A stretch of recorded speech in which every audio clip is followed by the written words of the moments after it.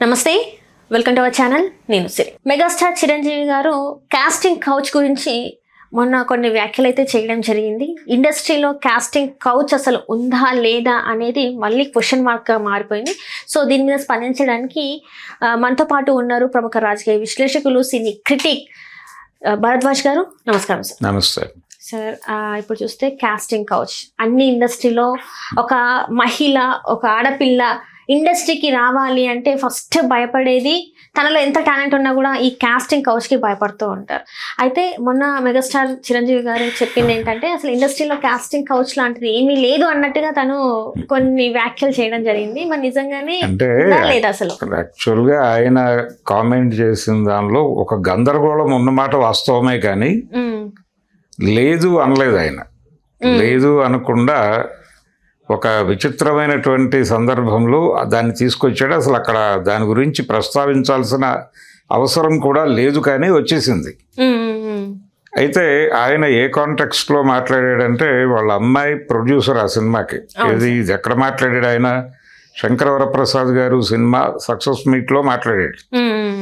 మాట్లాడుతూ ఈ సినిమాకి మా అమ్మాయి ప్రొడ్యూసర్ అని చెబుతూ ఆడపిల్లలు కూడా ఈ రంగంలోకి వచ్చి అద్భుతమైనటువంటి విజయాలు సాధించవచ్చు అని చెప్పుకుంటూ తన కూతురుని అలాగే అశ్విని దత్ గారి అమ్మాయిలని కలిపి మాట్లాడుతూ ఇక్కడ కాస్టింగ్ కౌచ్ ఉంటుంది, అది ఉంటుంది, ఇది ఉంటుంది అంటారు. అవన్నీ ఉన్నప్పటికీ మా వాళ్ళు వీళ్ళకేమి ఇబ్బంది ఉండదు అని మాట్లాడాడు. మాట్లాడుతూ మనం బలంగా ఉంటే ఎవరు మన ఏం చేయలేరు, ఎన్ని ఇబ్బందులు ఉన్నప్పటికీ ఇబ్బందులు ఉంటాయి ఏ రంగంలోనైనా. ఆ ఇబ్బందుల్ని అధిగమించి మేమే అని గనక నిలబడితే ఆటోమేటిక్గా అవన్నీ పక్కకి వెళ్ళిపోయి విజయాలు మనని వరిస్తాయని మాట్లాడాడు ఆయన. అయితే ఇక్కడ గొడవ ఏంటంటే ఆయన ప్రస్తావించిన పేర్లు చిరంజీవి గారి అమ్మాయి అలాగే అశ్విని దత్ గారి అమ్మాయిలు, వీళ్ళని కమిట్మెంట్ అడిగేటువంటి ప్రయత్నం ఎవరూ చేయరు. బుద్ధి జ్ఞానం ఉన్న వాళ్ళు ఎవరు కూడా ఎందుకు చేయరు అంటే వాళ్ళు ఒక స్థాయి ఉన్నటువంటి ఒక బ్యాక్ ఇది ఉంది ఇండస్ట్రీలో. వాళ్ళు పెద్దలు అన్నట్టే, ఇండస్ట్రీ పెద్దలే, ఇండస్ట్రీ పెద్దలు పిల్లలు వాళ్ళు. వాళ్ళ జోలికి వచ్చి బలెందుకు అయిపోతారు అవతల వాళ్ళు. కాబట్టి వీళ్ళని అడగరు. కానీ ఆయన అన్న మాటలో ఒక పాజిటివ్ అంశం ఏంటంటే కాస్టింగ్ కౌచ్ ఉంది అన్నాడు ఆయన. దాన్ని ఎదిరించాలి, మీరు బలంగా నిలబడాలి అని చెప్పాడు. కానీ ఇక్కడ గొడవ ఏంటంటే బలంగా నిలబడాలి అంటే నో చెబితే వాళ్ళు కూడా నోయే చెప్తున్నారు. అంటే మీకు క్యారెక్టర్ కావాలంటే ఇది చేసి తీరాలి, ఇది చేయకపోతే మీరు బయటకు వెళ్ళిపోవాలి అనే సందర్భం వచ్చినప్పుడు ఆటోమేటిక్గా బయటకే వెళ్ళిపోతారు. న్యూ కమ్మర్స్ గొడవ ఏమిటి అనేది ఇక్కడ ప్రధాన ప్రశ్న. కొత్తగా ఇండస్ట్రీలోకి రావాలనుకునేటువంటి అమ్మాయిలకి చిరంజీవి గారు లాంటి తండ్రి ఉండడు, అశ్విని దత్ గారు లాంటి నిర్మాత తండ్రి ఉండడు. కానప్పుడు వాళ్ళు ఏమీ లేకుండా వస్తారు, ఏ సపోర్టు లేకుండా. చిరంజీవి గారు కూడా అదే చెప్పుకుంటాడు పదే పదే, నేను ఏ సపోర్టు లేకుండా వచ్చి ఎదిగాను, స్వయం కృషితో ఎదిగాను అని చెప్పుకుంటాడు. ఆయన గురించి చెప్పేవాళ్ళు కూడా అదే చెప్తారు. నిజానికి మేల్ ఆర్టిస్టుల్లో అందరూ అలా వచ్చిన వాళ్ళే. చిరంజీవి గారు ఒకరే కాదు, అక్కినేని నాగేశ్వరరావు గారు అలా వచ్చిన వారే, నందమూరి తారక రామారావు గారు అలా వచ్చినవాడే.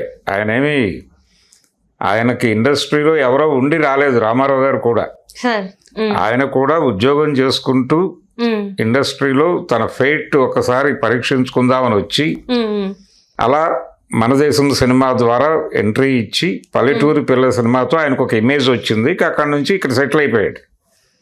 చిరంజీవి గారు అంతే. ఎవరైనా న్యూ కమ్మర్స్ వచ్చినప్పుడు మొదట్లో ఇబ్బందులు ఉంటాయి. చిరంజీవి గారు కూడా స్ట్రగుల్ అయ్యాడు. చిరంజీవి గారు మాత్రమే కాదు, రామారావు గారు కూడా స్ట్రగుల్ అయ్యాడు ప్రారంభంలో. కాబట్టి ఆ స్ట్రగుల్స్ వేరు, ఇక్కడ ఆడపిల్లలు గొడవ వేరు. ఆడపిల్లలు ఎంట్రీ స్టేజ్లో న్యూ కమ్మర్స్ వచ్చినప్పుడు ఈ రకమైన హెరాస్మెంట్ చాలా ఎక్కువ ఉంది. కాబట్టి దీని మీద మీ స్టాండ్ ఏమిటి అని ఆయన నిలదీయాల్సినటువంటి అవసరం అయితే ఉంది. అంటే మీరు కొంతవరకు ఒక అడుగు ముందుకేశారు, ఉంది అనేది మీరు అడ్మిట్ చేశారు. కాబట్టి ఈ ఉన్న జాడ్యాన్ని వదిలించడానికి మీరు ఏం చేస్తే బాగుంటుందని అనుకుంటున్నారు అని ఇప్పుడు మహిళా సంఘాలు, అలాగే ఆయన్ని టార్గెట్ చేస్తూ ట్వీట్ చేసినటువంటి చిన్మయ్య గారు, వీళ్ళందరూ వెళ్ళి చిరంజీవి గారు అపాయింట్మెంట్ తీసుకుని ఆయన దగ్గర కూర్చుని ఆయన్ని అటో ఇటో ఒక అంటే ఇప్పుడు కమిట్మెంట్ అనే మాట కూడా అనలేని పరిస్థితికి తీసుకొచ్చారు. దాని అర్థమే చేంజ్ చేసేది. దాని అర్థం చేంజ్ అయింది. నిబద్ధత అనేటువంటి అద్భుతమైనటువంటి ఒక తెలుగు పదానికి అది ఇంగ్లీషు అర్థం. ఆ నిబద్ధత అనేటువంటి పదానికి సెన్స్ మార్చేశారు. ఇదొక దుర్మార్గం. సరే, ఏదేమైనప్పటికీ మీరు ఉంది అని యాక్సెప్ట్ చేశారు కాబట్టి ఉంది అంటున్నటువంటి జార్జియాని రూపుమాపడానికి మీరు మాతో కలిసి నడుస్తారా అని వీళ్ళందరూ వెళ్ళి చిరంజీవిని దగ్గరికి వెళ్ళి కూర్చుని మాట్లాడాల్సిన అవసరం ఉంది. ఆయనతో ఒక డైలాగ్ నడపాల్సినటువంటి అవసరం డెఫినెట్గా ఉంది. అంతే తప్ప ఆయన అలా మాట్లాడటం కరెక్ట్ కాదు అని అంటే ఒక ఐక్య సంఘటన కట్టాలి. ఏదైనా ఒక సమస్యని పరిష్కరించాలి అనుకున్నప్పుడు ఏ మేరకు కలిసి వచ్చే వాళ్ళనైనా కలుపుకుని వెళ్ళాలి. అలా కలుపుకుని వెళ్ళటానికి చిరంజీవి గారు ఒక అవకాశం ఇచ్చాడు ఆయనంతటా ఆయనే.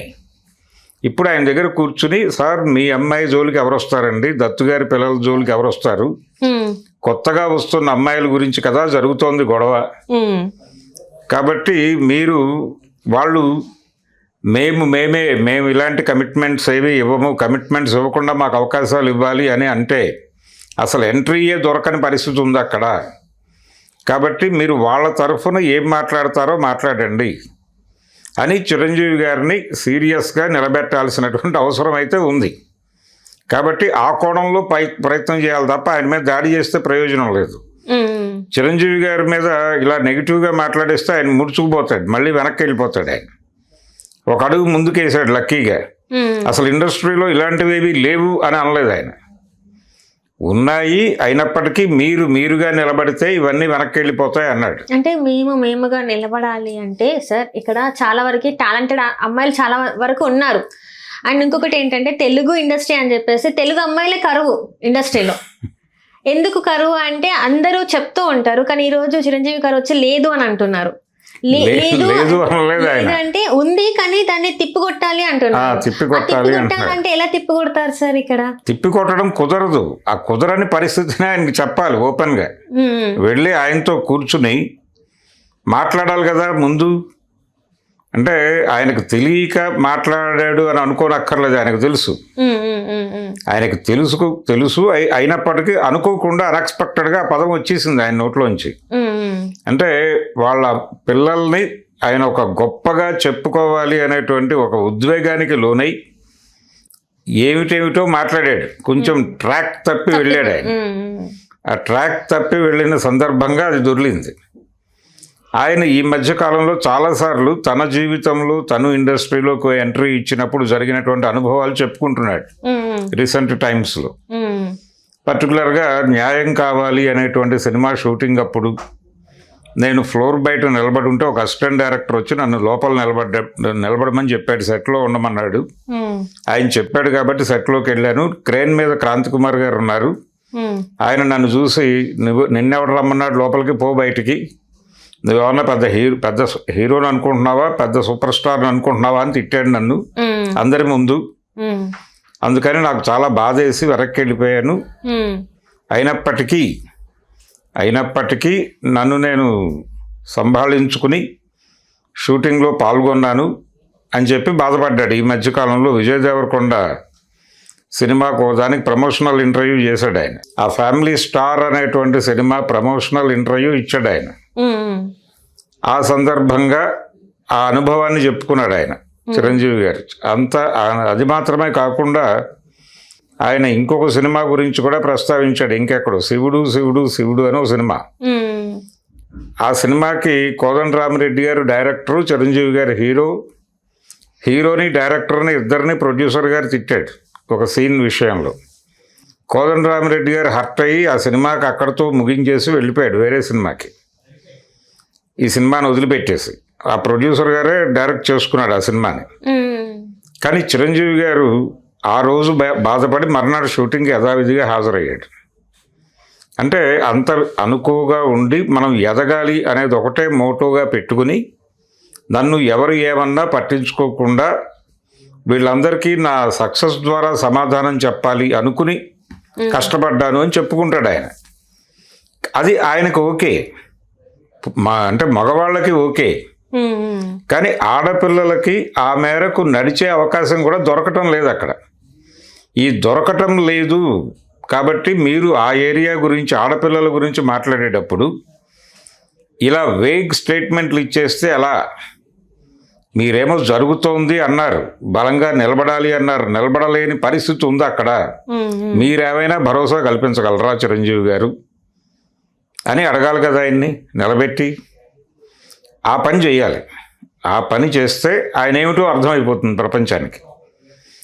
ఒకవేళ నిలబెట్టి మాట్లాడితే నో, నేను అలా బయటికి రాను, మాట్లాడను అంటే ఆయన గురించి అప్పుడు మాట్లాడచ్చు, ప్రపంచం ముందు మీడియా ముందుకు వచ్చి మాట్లాడచ్చు. మేము ఇలా చిరంజీవి గారిని అప్రోచ్ అయ్యాము, వారు ఇలా అన్నారు అని చెప్పచ్చు. అలా కాదు, నేను ఒక అడుగు ముందుకేస్తాను, మీతో పాటు కలిసి నడుస్తాను అంటే మంచిదే. చిరంజీవి లాంటి వాడి సపోర్ట్ ఉంటే ఇలాంటి సమస్యల్ని కొంతవరకు న్యూట్రలైజ్ చేయొచ్చు. లేకుండా చేయడం కుదరదు. లేకుండా చేయటం అనేది కుదిరే వ్యవహారం కాదు, కానీ న్యూట్రలైజ్ చేయొచ్చు. చిరంజీవి లాంటి వాడు ఏదో మాట్లాడతాడు, ఎందుకు వచ్చిన గొడవ అని కొంతమంది అవాయిడ్ చేయొచ్చు. కానీ ఇక్కడ చూస్తే సార్, అంటే ఇది తెలుగు ఇండస్ట్రీకి ఉన్న సమస్య ఒకటే కాదు సార్, అన్ని ఇండస్ట్రీలో ఉంది, అన్ని దాంట్లో ఉంది. సినిమా పరిశ్రమలో మాత్రమే కాదు, సినిమా పరిశ్రమలో ఉన్న అన్ని భాషా పరిశ్రమల గురించి కాదు, ప్రతి ఇండస్ట్రీలోనూ ఉంది ఇది. కానీ మన కేరళ అంటే మలయాళం ఇండస్ట్రీలో మనం చూసుకున్నట్టయితే హేమ కమిటీ అని గతంలో లాస్ట్ ఇయర్ ఒక నివేదిక వచ్చింది, ఆడపిల్లల మీద ఎట్లాంటిది అంటే యాక్ట్రెసెస్ జరుగుతున్నాయి. కనీసం వాళ్ళు కూర్చోడానికి కూడా సెట్ లో కూర్చోడానికి చైర్స్ కూడా ఇవ్వరు అని చెప్పేసి వచ్చింది. ఇవ్వరు అనేది కాదు, అసలు చైర్లో కూర్చుంటే హీరో వచ్చినప్పుడు, ప్రొడ్యూసరు డైరెక్టర్ వచ్చినప్పుడు కుర్చీలోంచి లేవడం లేదు హీరోయిన్లు అని ఒక హీరోయిన్ని 3 సంవత్సరాలు బ్యాన్ చేసిన చరిత్ర ఉంది తెలుగు పరిశ్రమకి. సార్ వాళ్ళు కూడా ఈక్వల్ గానే వర్క్ చేస్తారు కదా సార్, వాళ్ళు కూడా ఈ సినిమాలో ఎవరో కాదు, జమున గారే. అయ్యయ్యో, జమున గారు, ఆవిడ ప్రొడ్యూసరు డైరెక్టర్లు హీరోలు వచ్చినప్పుడు కుర్చీలోంచి లేవడం లేదు అని 3 సంవత్సరాల పాటు పెద్ద హీరోలు అవాయిడ్ చేశారు ఆవిడ్ని. కాబట్టి ఇది మన ఇండస్ట్రీలో కూడా జరిగింది, ఇలాంటి సంఘటనలు అనేకం ఉన్నాయి. కాకపోతే అది కేవీ రెడ్డి, చక్రపాణి వలన ఇది రోడ్డు మీదకి వచ్చింది విషయం. వాళ్ళు పంచాయతీ చేశారు, పెద్ద హీరోలను పిలిచి కోప్పడ్డారు, ఏం పనులు ఇవి అని కోప్పడి మళ్ళీ యాక్ట్ చేసేటట్టు మాట్లాడారు. కాబట్టి అది వీధికి వచ్చింది. వీధికి రాని వ్యవహారాలు అనేకం ఉన్నాయి. ఇది జరుగుతోంది. నేను అనేది సినిమా పరిశ్రమలో మాత్రమే కాదు, ఐటీ ఇండస్ట్రీలోనూ ఉంది, ఇది మీడియా రంగంలో కూడా ఉంది, ప్రతి చోట ఉన్నమాట వాస్తవం. కాబట్టి చిరంజీవి గారు ఒక అడుగు, నా సజెషన్ ఏంటంటే, ఆయన ఒక మాట పాజిటివ్గానే అన్నాడు కాబట్టి కొంత గందరగోళం ఉన్నమాట వాస్తవమే. కానీ ఆ గందరగోళాన్ని పట్టుకుని ఆయన్ని వెనక్కి నెట్టడం కన్నా కూడా ఆయన అన్న మాటలు ఆ పాజిటివ్ అంశాన్ని పట్టుకుని ఆయన్ని ముందుకు లాక్కు రావాల్సినటువంటి అవసరం అయితే ఉంది ఖచ్చితంగా. అది ఆ దిశగా దృష్టి పెడితే పని అవుతుంది. ఏదైనా ఒక సమస్యని పరిష్కరించాలి అనుకున్నప్పుడు ఒక విస్తృతమైన ఐక్య సంఘటన కట్టడం కూడా ప్రోగ్రామే. కాబట్టి చిరంజీవి గారితో ఒక డైలాగ్ నెరపటానికి ఆయన అపాయింట్మెంట్ తీసుకుని వీళ్ళందరూ వెళ్ళి ఆయన దగ్గర కూర్చుంటే అప్పుడు ఆయనకి తెలియక మాట్లాడలేదు, తెలుసు. కాకపోతే ఆయన బోల్డ్గా మాట్లాడకూడదు అని మాట్లాడు, కానీ మాట్లాడించాలి. ఎందుకంటే ప్రస్తావించాడు ఆయన, వేదిక మీద మాట్లాడేశారు కాబట్టి ఇప్పుడు మీరు ఓపెన్ అప్ అయి మాట్లాడండి అని పట్టుకుంటే ఏం చెప్తాడో అప్పుడు ఆయన జడ్జి చేయొచ్చు. ఈ మాటల ఆధారంగా జడ్జి చేయటం కరెక్ట్ కాదు. Thank you so much sir. Thank you. Hello, Telugu రాజ్యం ఛానల్ చూస్తున్నారా? సామాజిక, రాజకీయ, జీవన చిత్రణే తెలుగు రాజ్యం. అతిశయోక్తులు, అసత్యాలు ఉండవు. రాజకీయ కోణం కాదు, ప్రజా కోణమే కొలబద్ద. తెలుగు రాజ్యం వీక్షణ మీ ఉత్తమ అభిరుచికి నిదర్శనం.